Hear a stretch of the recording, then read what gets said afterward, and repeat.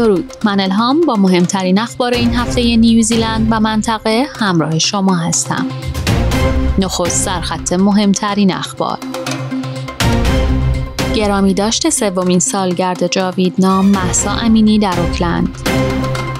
امکان رؤیت خورشید گرفتگی نادر صبح دوشنبه در نیوزیلند و اعلام سرمایه گذاری 100 میلیون دلاری برای ارتقای بیمارستان‌های نیوزیلند.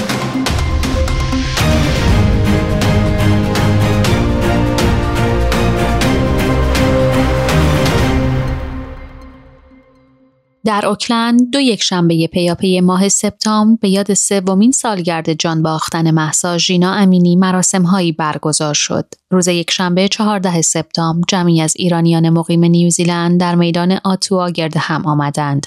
آنان با در دست داشتن پرچم‌های ملی ایران و تصاویر قربانیان سرکوب یاد جان باختگان راه آزادی را گرامی داشتند و با قرائت بیانیه‌ها و سخنرانی‌هایی به زبان فارسی و انگلیسی شعارهایی در حمایت از آزادی و حقوق بشر سر دادند. امروز یکشنبه 21 سپتامبر نیز جشنواره بین‌المللی فیلم زن زندگی آزادی 1404 برای نخستین بار در اوکلند برگزار شد. در این جشنواره که با همکاری گروه هنری افرا و انجمن نمایشی زنان ایرانی برپا شد، مجموعه‌ای از فیلم‌های کوتاه منتخب از سراسر جهان به نمایش درآمد. آثاری که بر مبارزات و تلاش‌های زنان برای برابری تمرکز داشتند. این جشنواره همزمان در شهرهایی چون تورنتو، لندن و استکهلم نیز برگزار می‌شود. در خبری دیگر، هشدار قرمز سازمان هواشناسی برای وزش باد شدید در کانتربری عصر امروز لغو شد، اما اثرات آن همچنان در بخش‌هایی از کشور احساس می‌شود. وزش بادهای سهمگین شب گذشته در جنوب جزیره جنوبی باعث قطع برق و خسارت‌های پراکنده شد و در قله مانتهات تندبادی با سرعت 224 کیلومتر در ساعت ثبت شد. بر اساس پیش‌بینی‌ها شرایط جوی در هفته پیش رو برای 3 شهر اصلی کشور ناپایدار خواهد بود. اوکلند طی روزهای آینده عمدتاً ابری و بادی است و روز سه‌شنبه بارش‌های پراکنده در صبح و بعد از ظهر پیش بینی شده است. کرایستچرچ تا اواسط هفته شرایط نیمه ابری و معتدل خواهد داشت، اما احتمال وزش باد شدید در روز پنجشنبه وجود دارد. ولینگتون نیز تا بعد از ظهر یکشنبه همچنان درگیر باران و باد شدید خواهد بود و سپس آسمان کمی آرامتر اما همچنان ابری و مرطوب می‌ماند. و بامداد دوشنبه 22 سپتامبر 2025 نیوزیلندی‌ها شاهد خورشید گرفتگی جزئی نادری خواهند بود، رخدادی که پس از بیش از یک دهه دوباره در آسمان کشور قابل مشاهده است. اوج این خورشید گرفتگی بین ساعت 7 تا 8 صبح است و میزان پوشیدگی خورشید در نقاط مختلف کشور بین 60 تا 70% متغیر خواهد بود. گفتنی است از سال 2012 چنین خورشید گرفتگی عمیقی در نیوزیلند دیده نشده و ارزش بیدار شدن زود هنگام را دارد. این پدیده کمی پس از ساعت 8 صبح به پایان میرسد. کارشناسان تاکید دارند تماشای مستقیم خورشید بدون محافظ چشم استاندارد خطرناک است و تنها عینک‌های ویژه خورشید گرفتگی یا فیلترهای ایمن امکان مشاهده بی خطر را فراهم می‌کنند. عینک‌های آفتابی معمولی برای دیدن این کار مناسب نیستند. برای علاقه‌مندان، رصدخانه استاردوم برنامه تماشای عمومی رایگانی را مشروط به مساعد بودن شرایط جوی از ساعت 6 تا 8 صبح برگزار می‌کند.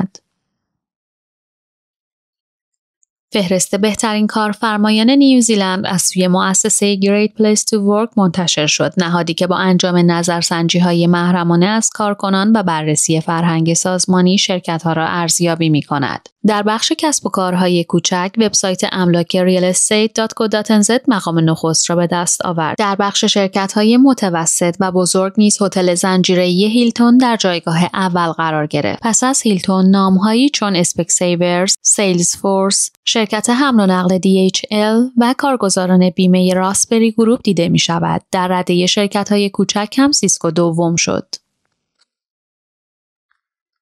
در خبری دیگر، وزیر بهداشت نیوزیلند سیمیون براون از سرمایه‌گذاری 100 میلیون دلاری دولت برای بهبود فضاهای بالینی و زیرساخت‌های اصلی بیمارستان‌های کشور خبر داد. وی گفت این طرح در 2 بخش اجرا می‌شود. نخست 21 پروژه محلی شامل توسعه اورژانس‌ها، ایجاد سالن‌های ترانزیت، افزایش ظرفیت فضاهای درمانی، بازسازی آزمایشگاه‌ها و ساخت پارکینگ‌های بیشتر.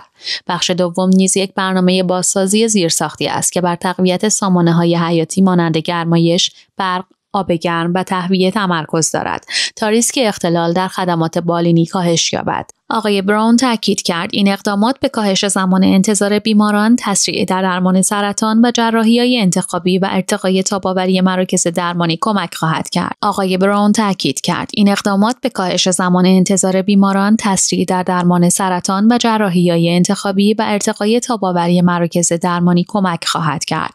بنابر اعلام وزارت بهداشت، بیشتر پروژه‌ها تا سال 2026 تکمیل می‌شوند و برخی تا 2027 ادامه خواهند یافت.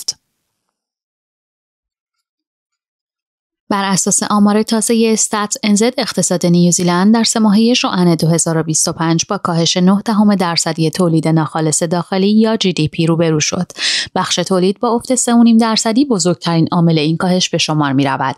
به ویژه تولید تجهیزات حمل و نقل و ماشین آلات که 0.2% پایین آمده. صنایع پایه 0.7% کاهش و صنایع خدماتی بدون تغییر ماندند. همچنین بخش ساخت و ساز 1.8% افت کرد، در حالی که خدمات اجاره و املاک 0.7% رشد داشتند.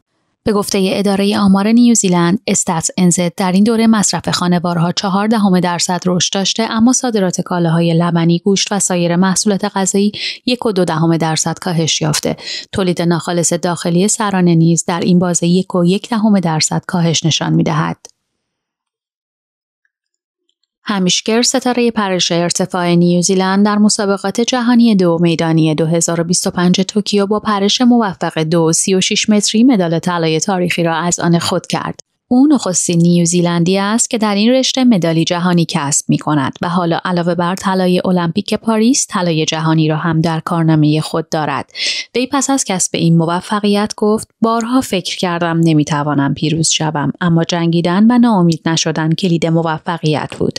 کر همچنین قهرمانی هم تیمیش جوردی بیمیش در 3000 متر با مانع را انگیزه‌ای مضاعف برای کسب طلا دانست. این دومین مدال طلای پیاپی برای تیم نیوزیلند در توکیو بود و مجموع مدال‌های جهانی 2 میدانی کشور را به 8 رساند. این خبر ما را رسوند به انتهای این بخش از اخبار. ممنون که با ما همراه بودید. مانا و پاینده باشید.